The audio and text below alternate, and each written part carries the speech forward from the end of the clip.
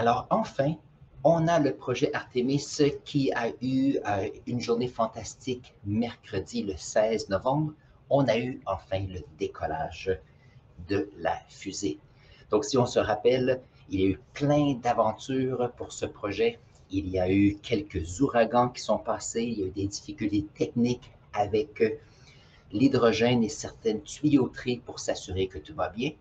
Mais on a eu un décollage fantastique cette semaine.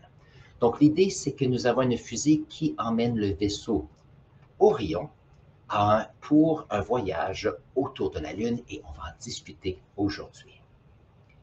Donc, voyons voir. Donc, le décollage a eu lieu mercredi matin vers 1h47 ici au temps de la Floride. Donc, alors ici, nous sommes à 10h le matin au Canada. Donc, c'était à 1h47 le matin ici près de Toronto. Donc, ça vous donne une idée le temps que ceci est arrivé. Nous sommes ici la 3e journée. Ça veut dire que, et j'ai regardé quelques informations ce matin, donc il y a des informations qui sont sorties vers 9h ce matin. Et ici, on a notre fusée qui va à peu près 1000 par heure. Ça veut dire à peu près 1600 km/h, donc c'est très rapide. Et la distance, alors si on regarde les nombres ici, c'est en 1000.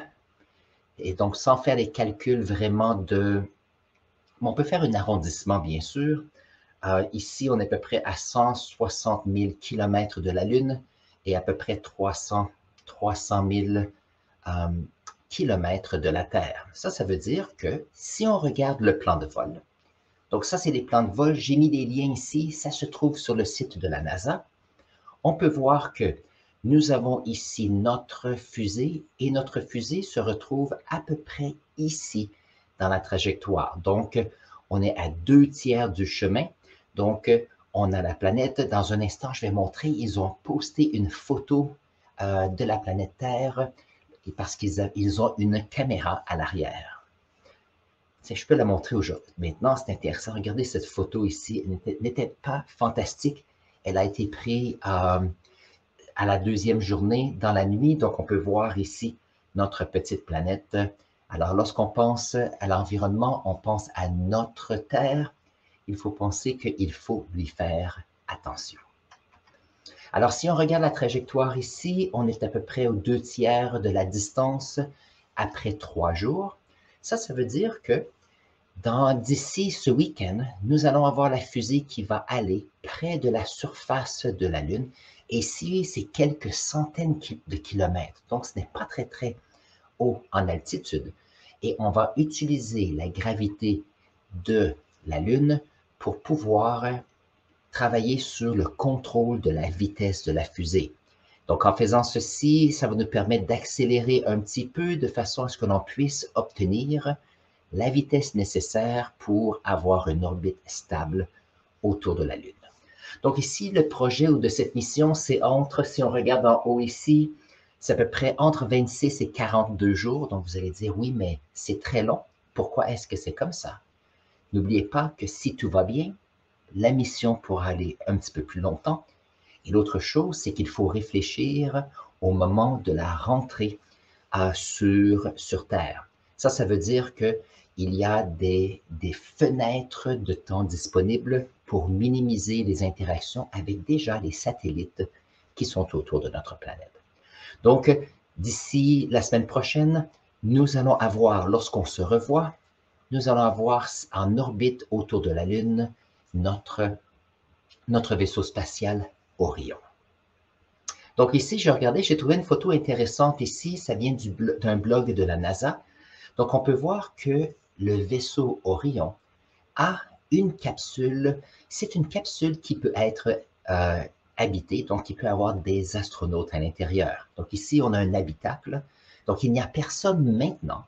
C'est un test que l'on fait maintenant pour s'assurer que tout va bien, pour s'assurer que l'équipement, les planifications du projet fonctionnent bien. Bien sûr, c'est pour garder les astronautes en sécurité lorsqu'ils feront leur mission avec des êtres humains. Donc ici, c'est comme s'il y avait des êtres humains. C'est le projet Artemis 1, comme j'ai mentionné. Ça veut dire que c'est la première étape. lorsque nous allons faire Artemis 2 l'année prochaine, nous allons avoir quelques astronautes ici qui auront une idée sur ce qui se passera. Parce que bien sûr, ce sont des nouveaux projets, on ne sait pas ce qui va fonctionner, on a beaucoup de planification, donc c'est important de planifier le plus possible. Très bien. Fantastique, fantastique, fantastique. Donc, voilà la photo ici. Ah, j'ai essayé de trouver une photo du décollage de la fusée ici et j'en ai pas trouvé pour cette semaine. Par contre, j'ai décidé d'utiliser une photo de la NASA. Donc, c'est une ancienne mission qui était avec les navettes spatiales. Mais l'idée ici, c'est pourquoi est-ce que lorsqu'on envoie un vaisseau spatial ou une fusée dans l'espace, on se retrouve avec cet arc, comme un arc courbé dans la trajectoire. Et on va en parler aujourd'hui parce que c'est intéressant de penser à la mécanique et à la physique qui sont reliés ici avec les fusées. Donc, la première chose à considérer, voyons voir, je vais sortir mon globe terrestre ici. Voyons voir où est. Très bien. Donc, lorsqu'on a un globe terrestre comme ceci, nous savons que nous avons une orbite qui est à un angle d'à peu près 23 degrés.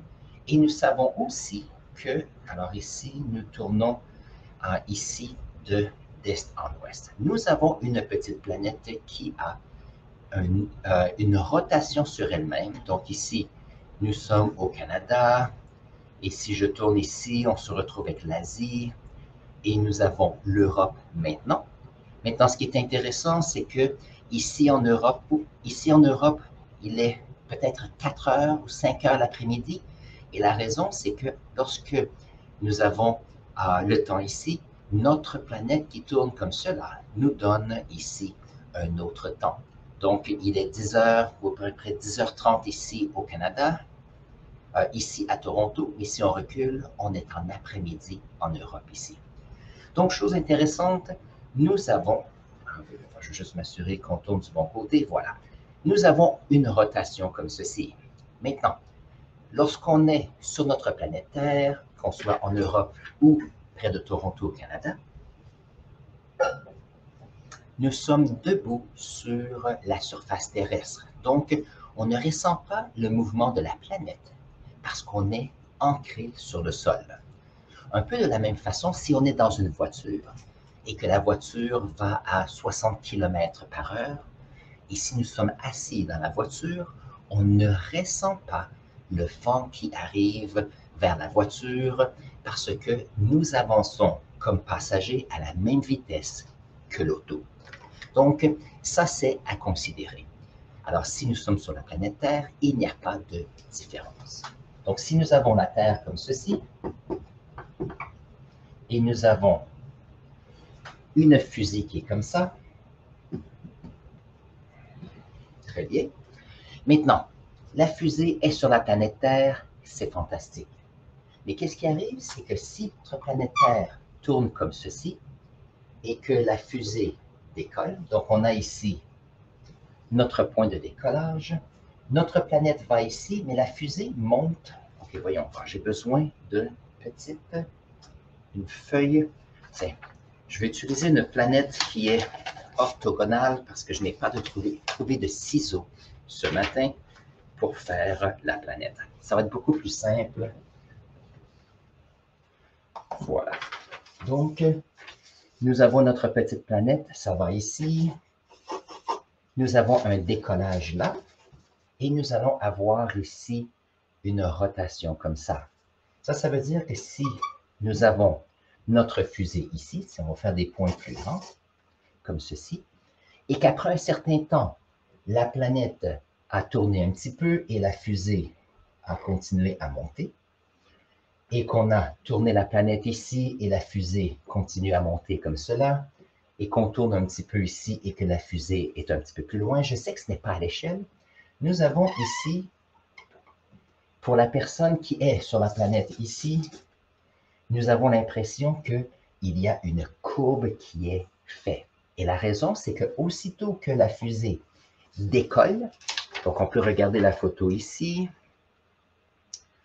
Donc, c'est un peu une simplification, mais ça explique quand même très bien. Aussitôt qu'il y a un décollage, voyons voir. Alors ici, la fusée va verticalement, mais la planète tourne en même temps.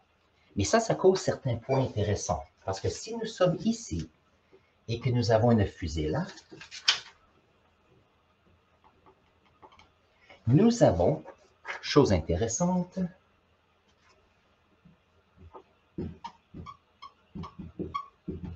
la gravité qui va attirer la fusée vers le sol.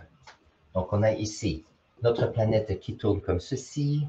Nous avons une fusée qui va monter, mais d'une certaine façon, c'est comme si la gravité est toujours ici. Ça veut dire qu'aussitôt que la fusée arrive là, elle doit combattre de côté la gravité qui descend. On doit donner une poussée encore plus grande parce que, bien sûr, il faut atteindre une vitesse qui va permettre à la fusée de quitter la gravité et l'attraction de notre planète, donc la force gravitationnelle. Alors, la raison pourquoi on a une courbe comme ceci, c'est justement le fait que nous avons une planète qui est en rotation. Maintenant, le fait de pouvoir, une fois que la fusée est montée, on augmente bien sûr la vitesse pour pouvoir sortir. Et la question maintenant est, comment est-ce que nous décidons où il y aura la lancée de fusée? Ça, c'est intéressant. Donc, ça, c'est notre petite planète. Donc, aux États-Unis, on aime bien utiliser la Floride, qui est un des points les plus bas et les plus au sud de notre planète. Si nous sommes en Europe ici, il n'y a pas vraiment de lancée de fusée en Europe. Par contre, nous, les Français, vont lancer les fusées ici de la Guyane française. Et pourquoi? C'est que regardez la Guyane française. Et on voit pour qu'on puisse voir, la Guyane française est ici. On est beaucoup plus près de l'équateur. De la même façon qu'au sud de la Floride, nous sommes plus près de l'équateur. Maintenant, si nous allons en Asie, la même chose, on a des lancements qui sont sûrement au sud de la Chine. En Inde, on se retrouve au sud aussi. Et la raison est la suivante.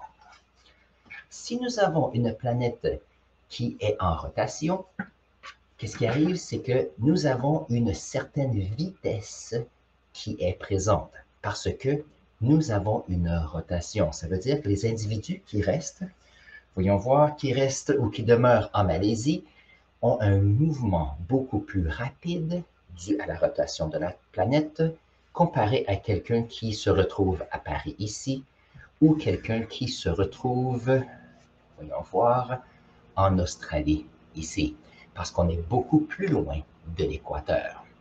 Donc, si on regarde dans une journée, si je prends Toronto qui est juste ici, une rotation nous donne une petite distance parce que on se retrouve à une latitude plus près du pôle et plus loin de l'équateur. Par contre, si on est plus près de l'équateur, regardez la distance parcourue dans les mêmes 24 heures. Donc, si on veut envoyer dans l'espace une fusée qui a une certaine masse et on veut minimiser les ressources ou les carburants nécessaires, on veut s'assurer qu'on puisse être le plus près de l'équateur possible pour lancer la fusée. Oh, regardons, c'est intéressant. Nous avons ici mon image qui va faire un focus dans un instant. Et donc, je voulais montrer une photo de la courbe comme ceci de Artemis parce qu'il y a eu un lancement durant la nuit, mais je n'en ai pas trouvé encore. Donc, aussitôt que je trouverai des photos qui seront publiables sans trop de droits d'auteur, je vais le faire. Maintenant, la NASA est fantastique. Il nous permet d'utiliser les photos en autant qu'on indique où est-ce qu'on les a prises.